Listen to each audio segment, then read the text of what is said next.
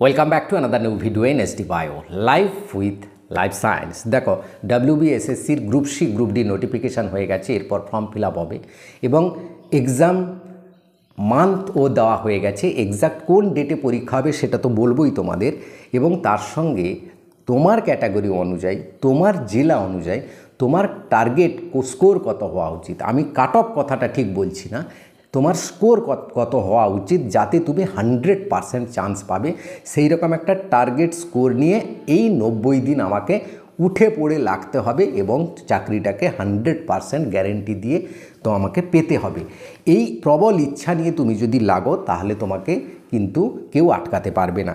এবার দেখো, আমরা এই টার্গেট স্কোর জানার জন্য আমাদের প্রিভিয়াস ইয়ারের কাট অফটা একটু দেখতে হবে। কোন জেলায় সবচেয়ে বেশি কাট অফ গিয়েছিলো, কোন ক্যাটাগরিতে কেমন কাট অফ গিয়েছিলো, কোন জেলায় সবচেয়ে কম কাট অফ গিয়েছিলো, দিলে আমার জেলা অনুযায়ী আমি আমার টার্গেটটাকে ফিক্স করতে পারবো এবং সেই টার্গেটকে সামনে রেখে একটা গোল তো থাকা দরকার। একটা টার্গেট না থাকলে তোমাকে অ্যাচিভ করবে কি? শূন্যতে অ্যাচিভ করা যায় না। তাই টার্গেটটাকে ফিক্স করে আমাকে এগোতে হবে এবং কিভাবে এগোবো, কোন ইম্পর্ট্যান্ট জায়গাগুলো দেবো, কী স্ট্র্যাটেজি হওয়া উচিত। একটা ইম্পর্ট্যান্ট বইয়ের কথাও বলবো, যেটা গত ভিডিওতে যে বেস্ট বুকের কথা আমি বলেছিলাম সেটাতে বলা হয়নি, একটু পরে পাবলিশ হয়েছে এবং বইটা দেখলাম, খুব ভালো বই, তার কথাও বলবো। তাই ভিডিওটা অবশ্যই শেষ পর্যন্ত দেখো, ভালো লাগলে লাইক করে বন্ধুদের শেয়ার করে দিও, চ্যানেলে নতুন হলে চ্যানেলটা সাবস্ক্রাইব করে নিও। দেখো, আমরা এক্সপেক্টেড কাট অফের যাওয়ার আগে আমাকে জানতে হবে কবে পরীক্ষাটা হচ্ছে। জানুয়ারি মাসের বলা হয়েছে। জানুয়ারি মাসে তোমাদের গ্রুপ সি গ্রুপ ডির পরীক্ষা হওয়ার প্রবল সম্ভাবনা হচ্ছে। একটা 11 তারিখ, একটা হচ্ছে 18 তারিখ। তার কারণ হচ্ছে ডেট বলেনি, এই কারণে এসএসসি দেখে নিতে চাইছে আর কোনো ডিক্লেয়ার পরীক্ষা আছে কি না এই সব ডেটগুলোতে, সেটা না হলে কিন্তু 99% চান্স কিন্তু আছে 11 তারিখ এবং 18 তারিখ। আজকে 11 তারিখ, অর্থাৎ এক্সাক্ট 90 দিন তোমার হাতে আছে, যথেষ্ট সময় আছে। তো এই 90 দিন তুমি কি করবে, তোমার টার্গেট অনুযায়ী তোমাকে কি করতে হবে না, জিকে, পাটিগণিত, গ্রামার, এই সব জিনিসগুলো যেগুলো তোমার দুর্বল জায়গা আছে একবার ভালো করে রিভাইজ করে নাও, দরকার হলে একটু গাইড নিয়ে নাও।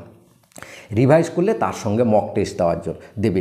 মক টেস্ট দেওয়ার জন্য একটা বইয়ের কথা তো বলবো আজকে, সে বই ধরে 15টা সেট রয়েছে গ্রুপ সি এবং গ্রুপ ডিতে 15টা সেট রয়েছে, সেইগুলো 15টা যদি মক টেস্ট দাও তো যথেষ্ট মক টেস্ট দেবে। এবং এই মক টেস্ট শুধু দিয়ে দিলে হবে না, তুমি মক টেস্ট একটা দিলে সেখানে দেখলে কোন কোন জায়গাগুলো তুমি পারছো না, ভুল করেছো, সেই জায়গাগুলোকে বেছে সেই জায়গাগুলোকে আবার রিভিশন দিতে হবে তোমাকে। তাই মক টেস্টের জন্য একটা পড়া, রিভিশনের জন্য একটা পড়া, দুটো পড়াকে তোমাকে আলাদা করতে হবে। এবং রিভিশন দেওয়ার সময় কি পয়েন্টস লিখবে, কি পয়েন্টস, যে অমুক জেলায় অবস্থিত অমুক জেলার বিখ্যাত অমুক, এরকম কি পয়েন্টস তৈরি করে যাও। সেগুলো কোনগুলো কি পয়েন্টস হবে, যে জায়গাগুলো তোমার কভার করা নেই বা মনে রাখতে পারছো না, যাতে সেই জায়গাগুলো বারবার রিভিশন, যেগুলো মনে রাখতে পারছো মানে সেগুলো তোমার রিভিশন হয়ে গেছে, কিন্তু যেগুলো মনে রাখতে পারছো না সেগুলো রিভিশনের দরকার আছে। সেই জন্য রিভিশনের একটা কি পয়েন্টসের খাতা করবে, সেখানে পয়েন্ট টু পয়েন্ট করে লিখে রাখবে। এইভাবে প্র্যাকটিস করে তোমাকে এগিয়ে যাও। আর কোনো বিরাট কোনো পদ্ধতি নেই যে তোমাকে একটা ফল এনে দিতে পারে হাতের মধ্যে, যে অমৃত ফলটা তুমি খেয়ে 100% চাকরি পেয়ে যাবে। হচ্ছে প্র্যাকটিস অ্যান্ড প্র্যাকটিস, এইটাই হচ্ছে মেন কথা। ভালো করে যে যত প্র্যাকটিস করবে সে তত, এবং প্র্যাকটিসটা ভালো করে করার জন্য তোমাকে রিভিশনটাও ভালো করে দিতে হবে। তো এবার আসি আমরা টার্গেট স্কোর কত হওয়া উচিত, তার জন্য আমাদের প্রিভিয়াস ইয়ারের কাট অফটা আমরা দেখে নিই, চলো। তো দেখো, এখানে WBSSCর গ্রুপ সি কাট অফ 60 মার্কে 2016 সালের কেমন গিয়েছিল। তো আগে আমরা গ্রুপ সিটা বলি, গ্রুপ ডিটা আমরা কিন্তু এর পরের ভিডিওতে বলবো, কারণ ভিডিওটা অনেক লম্বা হয়ে যাবে। তো মক টেস্টের জন্য যে বইটার কথা বলছিলাম, দেখো এখানে যেটা দেখা যাচ্ছে, West Bengal SSC group C group D cracker 2025, লেখক জয়দীপ চক্রবর্তী। ইনার সম্পর্কে আমি যা জানলাম, ইনি হচ্ছেন কলেজের লেকচারার ছিলেন, বর্তমানে গভর্নমেন্টের একটা বিশেষ সেক্টরের নোডাল অফিসার আছেন। তো গভর্নমেন্টের মধ্যেই রয়েছেন, বড় অফিসার, স্টেট লেভেলের অফিসার আছেন। তো এই বইটাতে মেনলি তোমরা যেটা দেখতে পাচ্ছ, সূচিপত্রটা দেখলে বুঝতে পারবে, প্রিভিয়াস ইয়ারের কোশ্চেন পেপার তো রয়েছে সলভ করা, তার যেটা আমাদের জন্য খুবই দরকার।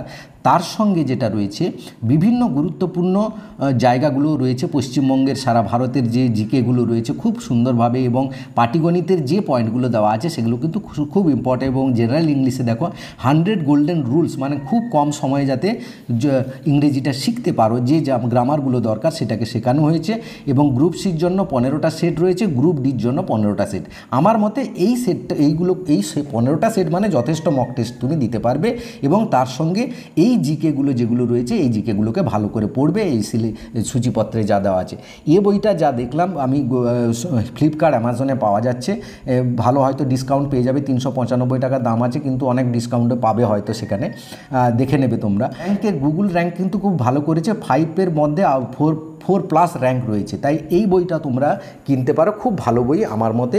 এবং ইন জেনারেল যেরকম হয় সেরকম না, একটু আলাদা ধরনের বইটা করা আছে, তাই বইটা তোমার উপকৃত হবে এই ভেবেই তোমাদের দেওয়া। তো চলে আসি আমরা এবার গ্রুপ সির কাট অফে। দেখো গ্রুপ সির কাট অফ যদি দেখো, হুগলি জেলায় কীরকম গিয়েছিল দেখে নাও। জেনারেল ক্ষেত্রে 52, ওবিসির ক্ষেত্রে 51, এসসির ক্ষেত্রে 52, মানে এখানে দেখো জেনারেল, ওবিসি এবং এসসি জেনারেলের ক্ষেত্রে প্রায় একই চলে গেছিলো, এবং ফিজিক্যাল হ্যান্ডিক্যাপ অনেকটা নিচে 38।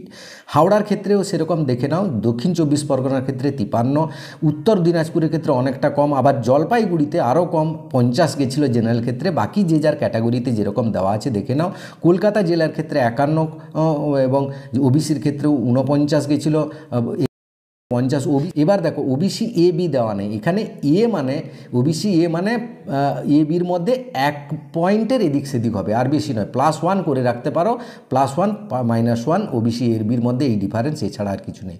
এবার বাকি জেলাগুলো দেখো, আলিপুরদুয়ার, বাঁকুড়া, বীরভূম, কোচবিহার, দক্ষিণ দিনাজপুর এবং দার্জিলিং। এখানে দেখো সবচেয়ে কম গেছিলো আলিপুরদুয়ার 45, তার থেকে কম বাঁকুড়া জেনারেলদের মধ্যে সবচেয়ে কম গেছিলো, যতগুলো জেলা আছে 44, অর্থাৎ তুমি যদি বাঁকুড়া জেলায় পরীক্ষা দাও 44 পেলে তোমার চাকরিটা কনফার্ম। তাহলে কি এবছরও কি এই 44ই যাবে? হ্যাঁ, এইরকমই যাবে, 1-2 পয়েন্ট এদিক সেদিক হবে, কারণ এই কাট অফটা কিন্তু এবছর যাওয়ার সম্ভাবনা রয়েছে, কারণ এবছর প্রশ্ন কিন্তু খুব একটা কঠিন হবে না। 2026-এর ভোট রয়েছে, ভোটের মধ্যে একটা কোনো বিভ্রান্তি চাইছে না বা কোনো জটিলতা চাইছে না, যার ফলে সবাইকে খুশি করতে চাইছে। সবাইকে খুশি করতে হলে প্রশ্ন সহজ করতে হবে, এই হচ্ছে সোজা কথা। তাই প্রশ্ন কিন্তু ইজি হবে গ্রুপ সি এবং গ্রুপ ডির জন্য। পরের ক্যাটাগরিগুলো দেখো, জেলাভিত্তিক যে ক্যাটাগরি ওয়াইজ দেওয়া আছে, মালদাতে 52, OBC 50, SC 51, ST 50, physical handicap 38।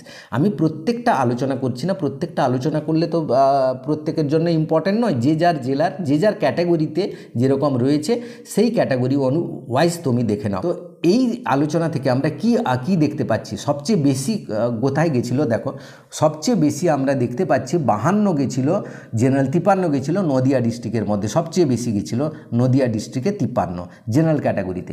এবার সবচেয়ে কম গেছিলো কোথায় না, বাঁকুড়া গেছিলো 44 পর্যন্ত নেমেছিল জেনারেল ক্যান্ডিডেটের জন্য। অর্থাৎ এই রকম প্রায় 45 থেকে 50 হলে জেনারেল ক্যাটাগরি তুমি একটা পেয়ে যাওয়ার সম্ভাবনা রয়েছে। এবার ওবিসি দেখো, ওবিসিতে সবচেয়ে বেশি গেছিলো নদিয়া ডিস্ট্রিক্টে 52, আর হুগলিতে গেছিলো 51। তোমরা এগুলো যদি স্ক্রিনশট নিয়ে নাও তাহলে তোমরা প্রত্যেকটা তোমাদের কাছে রেখে দাও, দিলে তোমরা বুঝতে পারবে, ঠিক আছে।